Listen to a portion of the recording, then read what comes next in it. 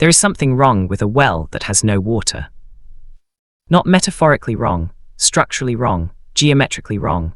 The kind of wrong that becomes harder to ignore the more carefully you look at it, because the more you study the dimensions, the positioning, the reinforcement, the surrounding architecture, the more the word well starts to sound less like a description and more like a decision. A choice made by someone who needed a name for something they could not or would not explain. These structures exist across the old world in numbers that should make anyone uncomfortable. They appear beneath fortresses, inside walled administrative complexes, adjacent to halls of ceremony and authority, embedded in the foundations of buildings so oversized they still embarrass the official record. They are circular, they are deep, their walls are thick beyond any water management logic, their access points are wide. Their positioning in relation to every other structure around them follows a pattern that storage, drainage, and defense simply cannot account for. And in nearly every case, if you look up from the bottom of one of these structures toward the buildings surrounding it, you will find the same thing carved into the stone above you. Wings, scales, claws, the same creature, over and over again, not painted, not sketched, cut deep into the most permanent, most institutional stone available. Placed not at the margins of these buildings, not in the decorative corners where excess imagination is allowed to wander, but at the entrances, the gates, the highest points of authority, the thresholds between inside and outside, controlled and uncontrolled, permitted and forbidden. That combination, the pit below and the creature above, is the detail that changes everything, and the old world left it everywhere.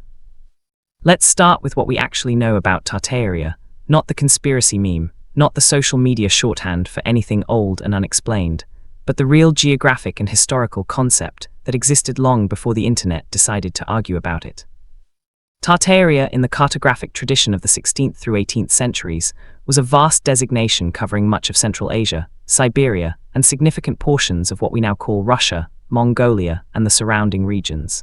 It appeared on maps made by some of the most respected cartographers in European history. It was not a myth or a fantasy. It was a genuine geographic and political category, used to describe territories whose administrative and cultural structures were poorly understood by Western observers, but clearly existed at enormous scale. The reason this matters is what those territories contain. Across the regions historically labeled Tartaria, you find a consistent architectural pattern. Massive walled complexes with interior structures that defy the logic of the population density surrounding them. Administrative buildings with ceiling heights and door dimensions that far exceed any functional human necessity. Water systems that don't behave like water systems. And embedded within all of it consistently, obsessively, the same iconographic motif, the winged serpent, the dragon, the creature that official history decided was a symbol, a metaphor, a moral allegory, anything except what the architecture around it suggests it actually was. The wells come with all of this. They are not a separate mystery, they are part of the same system. And when you treat them as part of the same system instead of isolating them as individual curiosities, the picture they form is not romantic. It is cold. It is administrative. It looks less like mythology and more like a manual. Here is what a dragon pit actually looks like when you encounter one without the filter of the official explanation already installed. The basin is wide, not well wide enough that the circumference creates a clear, open, observable interior space. The stone lining the walls is not rough-cut fieldstone assembled for function. It is fitted, sealed, reinforced, the kind of stonework that goes into structures designed to hold pressure from the inside, not from water. Water does not push outward with the force this stonework is designed to resist. Something else does. The access points are wrong. A cistern needs narrow, controlled access to prevent contamination and evaporation. These structures have wide approach paths, ramps in some cases, ramp grades that do not match human traffic, too gradual for efficient human movement, too smooth for wheeled transport. The kind of grade you would design for something that moves on all fours or something very large or both. The depth is wrong. You do not need to go 40 feet down to store grain or reserve water in a temperate climate. You do not need stone walls 2 meters thick to contain a food supply. You do not need iron anchoring points embedded at intervals along those walls at heights that correspond to nothing in ordinary storage architecture. You do not need a full perimeter observation platform at the rim unless something below requires constant watching. And you do not carve a winged reptile above the entrance to a cistern. None of this is speculation about what might have been. This is description of what is still there. The structures exist. The dimensions are measurable. The carvings are visible. The anomalies are documented individually by archaeologists and historians who then apply the official vocabulary. well, cistern, defensive structure, symbolic ornament, and move on without ever asking why all these anomalies cluster together in the same places, serving the same centers of power, wearing the same iconographic identity. The clustering is the evidence, not any single pit, not any single carving. The fact that these elements consistently appear together, in the same proportions, in the same relationship to each other, across an enormous geographic range, that is what a system looks like, and systems do not emerge from coincidence. Now step back from the individual structure and look at the broader architectural context it sits inside, because the pits do not exist alone. They exist within complexes, and the complexes have their own problem. The buildings are too large. Not too large in the sense of excessive ambition, the way a palace might be unnecessarily grand for symbolic purposes. Too large in a specific, structural, functional sense. The doorways exceed what any conceivable ceremonial or practical human purpose requires. Historians have measured doorframes in certain Tartarian region structures that reach 4, 5, 6 meters in height. That is not ceremony. Ceremony requires presence and sight lines, not raw vertical clearance. That is clearance for something else. The interior ceiling heights follow the same logic. The corridors in some of these complexes are dimensioned in a way that would feel perfectly proportional if the humans moving through them were significantly larger than modern humans. The staircases, in many documented cases, have riser heights and tread depths that are uncomfortable for a person of average height to use naturally. They are not wrong for everyone, they are wrong for us. Then there is the furniture question. Objects recovered from or associated with these structures, chairs, tables, throne-like seating arrangements, whose dimensions place the intended occupant at a scale that does not match the modern human body. Not by a small margin, by a margin that forces a choice. Either these were purely ceremonial objects designed to be non-functional, or the people they were built for were larger than we are. The official record chooses ceremony every time. But it never explains why ceremony would require uncomfortable furniture across so many different regions and periods.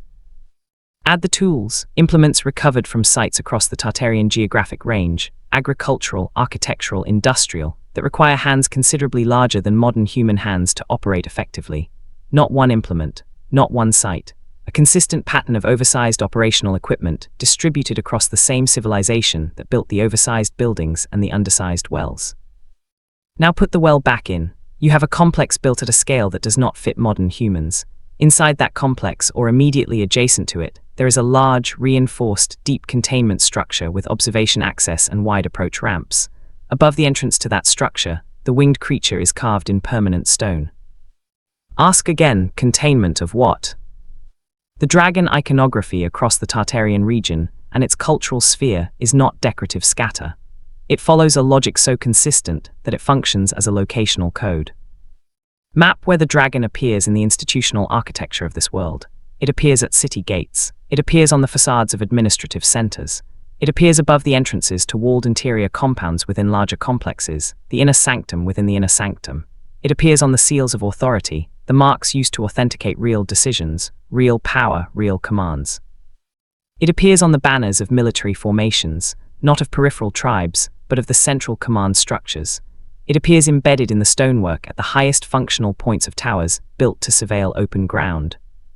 What it does not do is appear randomly. It does not decorate markets, domestic dwellings, agricultural infrastructure, or transport routes. It does not appear in the places where ordinary life happened. It appears exclusively, consistently, specifically in the places where power was exercised, decisions were made, access was controlled, and the interior world was separated from the exterior world by enforced boundary. This is not the behavior of a myth. Myths spread. They populate the imagination. They appear in folk art, in domestic spaces, in children's objects, in the informal visual culture of daily life. The dragon in the Tartarian architectural record does not do this. It stays institutional. It stays at the threshold. It stays precisely where you would expect to find the identification marker for something that needed to be officially acknowledged, officially controlled, and officially bounded. That specificity is a kind of communication.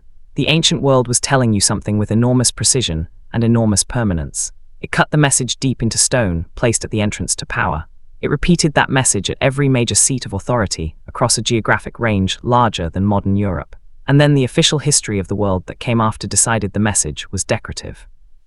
That interpretation requires you to believe that every center of institutional power, in one of the largest civilizations in human history, chose the same purely decorative motif, placed it at identical functional locations within their architecture, and continued this practice with total consistency across centuries and thousands of miles. Or the creature was real. It was associated with power because it was held by power. It was marked at entrances because it was kept inside. It was carved in permanent stone because its presence was a permanent operational fact of how these centers functioned. This is where the giants re-enter, not as a separate mystery, as the operational answer to the obvious question. If something of that scale was being kept, who kept it? A dragon, or whatever we want to call a large, dangerous, difficult creature maintained in a pit beneath a fortress complex, is not a pet. It is not a prisoner you feed through a slot in the door. An animal of significant size and biological force requires constant management. It requires feeding operations that themselves require physical scale. It requires cleaning, containment adjustment, medical management, behavioral management, enclosure inspection. It requires gates that open and close under load. It requires chains that are moved and adjusted. It requires handlers who can operate in the same physical space as the animal without being immediately overwhelmed by the differential in scale and force. For ordinary humans, this is either impossible, or it requires such an enormous support structure that the logistics become the story. You would need dozens of people operating in coordinated teams to manage a single large animal, in the way these enclosures suggest animals were managed. The architecture does not support a crowd management approach. The access points are not designed for 20 handlers moving simultaneously. They are designed for a smaller number of much larger individuals. The giant in this framework is not a mythological character. The giant is a job category. Think about what this means architecturally. If you are a civilization maintaining large creatures in reinforced underground enclosures, and your handlers are themselves 3 to 4 meters tall, everything else snaps into alignment. The door heights make sense. The corridor dimensions make sense. The furniture scale makes sense. The tool dimensions make sense. The staircase geometry makes sense. The observation platforms make sense. The chain anchor points at heights that seem wrong for humans make sense for someone standing 8 feet tall, doing routine maintenance work. The oversized architecture is not a mystery of ambition or ceremony. It is the dimensioned record of a workforce that no longer exists. And the workforce no longer exists for the same reason the creatures they managed no longer exist. They were part of the same system. When the system ended, they ended with it. Not slowly, not by attrition, but with the administrative speed of a collapse that made maintaining the entire biological hierarchy impossible at once. This is the part the official record handles worst, the part about how things end. Extinction in the conventional biological sense is slow. It is measurable. It leaves transitional evidence. Species do not go from thriving to absent in a single historical instant without leaving a trail of decline that archaeologists and paleontologists can trace. Population shrinkage, geographic contraction, increasing rarity in the record before the record goes silent. The record for giants does not look like that. The record for dragons does not look like that. In the folklore, the chronicles, the bestiaries, the administrative records of the transitional centuries, you do not find a gradual diminishment. You find a presence and then you find an absence, and what fills the gap between them is not data. It is silence, reclassification, and an almost aggressive insistence that the earlier presence was never real. That is not how biological extinction works. That is how institutional erasure works. When a regime changes, when a civilization is reset at the level of its foundational operating assumptions, the things most associated with the old regime do not fade. They are actively disconnected from meaning. The temples of the old order become storage facilities. The administrative language of the old elite becomes a dead tongue. The creatures associated with the old power are reclassified as impossible, and anyone who insists on their reality is reclassified as superstitious. The tools of this reclassification are not violence and fire alone, though those play their role. The primary tools are institutional. The scholar who encounters evidence is given a framework that prevents him from seeing what he is looking at. The bone that suggests a giant is measured against the assumption that giants do not exist, and the measurement is interpreted through that assumption rather than against it. The carving above the pit is understood as symbol rather than label, because the curriculum says the creature is mythological. The anomalous dimension of the doorframe is explained as ceremony rather than function, because the workers who needed that doorframe are not in the story anymore. This is not a conspiracy in the dramatic sense. It is something more ordinary and more durable. It is the persistence of an interpretive framework installed at the moment of transition, when the new order needed the old order to be not just gone, but impossible, not just defeated, but inconceivable, not just absent, but absurd. Tartaria, as a concept, sits at the center of this interpretive battle precisely because it represents the scale of what was erased.